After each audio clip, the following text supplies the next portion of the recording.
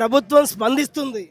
స్పందించకపోతే మెడలు వంచైనా కానీ సరే స్పందించే విధంగా మాకు ఉద్యమాలు కొనసాగుతాయని చెప్పి ఈ మీడియా ద్వారా తెలియపరచుకుంటూ రేపు ఈరోజు సాయంత్రం వరకు మేము వెయిట్ చూస్తాం. రేపు ఉదయం నుంచి మా యొక్క ఉద్యమ తీవ్రత ఏ విధంగా ఉండబోతుందో ఈ ప్రభుత్వానికి రుచి చూపిస్తామని చెప్పేసి పల్నాడు జిల్లా తరపున పల్నాడు జిల్లా అధ్యక్షులుగా గుండాల సైదులు యాదవ్ శపథం చేస్తున్నాడు. నిన్నటి వరకు బీసీలందరూ మీ వైపే ఉన్నారు, ఇది వాస్తవం.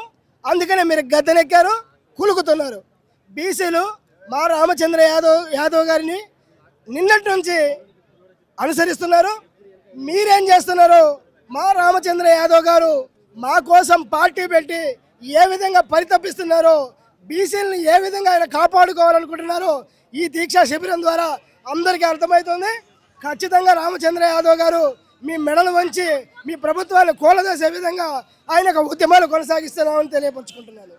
అన్న, ఈ కూటమి ప్రభుత్వం నాయకుడు చంద్రబాబు నాయుడు గారు వెన్నతో పెట్టిన యుద్ధం నేర్చుకున్నాడు. అదేంటంటే ఇచ్చిన మాట హామీలను నెరవేర్చకుండా వెన్నుపోటు పడవడం అనేది ఆయనకు వెన్నతో పెట్టిన యుద్ధం. కాబట్టి బీసీలకు ఎన్నికల ముందు ఏదైతే హామీలు ఇచ్చాడో కనీసం 2 సంవత్సరాలు అవుతున్నా కూడా కూటమి ప్రభుత్వం ఈరోజు అధికారంలోకి వచ్చిన తర్వాత బీసీలను పట్టించుకోకుండా వాళ్ళపైన వీళ్ళపైన వాళ్ళు విమర్శలు చేసుకోవడమే తప్ప అసెంబ్లీలో మరొకటి లేదని చెప్పేసి ఈరోజు 2వ రోజు ఆమరణ నిరాహార దీక్ష సందర్భంగా తెలియజేస్తున్నామన్న. బీసీలన్నీ అందరూ కూడా వాళ్ళంతా కూడా మనకి చిచ్చుపెట్టి బీసీలో ఎవరో అధికారికంగా వాళ్ళు ఏదో చేసిన భిక్షను తీసుకొని ఈరోజు మా వైపు ఉన్నారంటే అది పద్ధతి కాదు. ఖచ్చితంగా రానున్న రోజుల్లో 3 కోట్ల జనాభా బీసీలు అయితే ఎవరైతే ఉన్నారో వాళ్ళ ఆగ్రహానికి గురి కావాల్సిందే ఈ కూటమి ప్రభుత్వ నాయకులు. ఈ 3 ముక్కలాట ఆడడం మానుకోవాలని చెప్పేసి ఈరోజు 2వ రోజు ఆమరణ నిరాహార దీక్ష సందర్భంగా చెప్పుకుంటూ వాళ్ళకి ఏమైనా సరే 5 డిమాండ్లు నెరవేర్చకపోతే ఖచ్చితంగా మన బీసీల ఆగ్రహానికి గురి కావాల్సి వస్తుందని చెప్పేసి హెచ్చరిస్తున్నామన్న.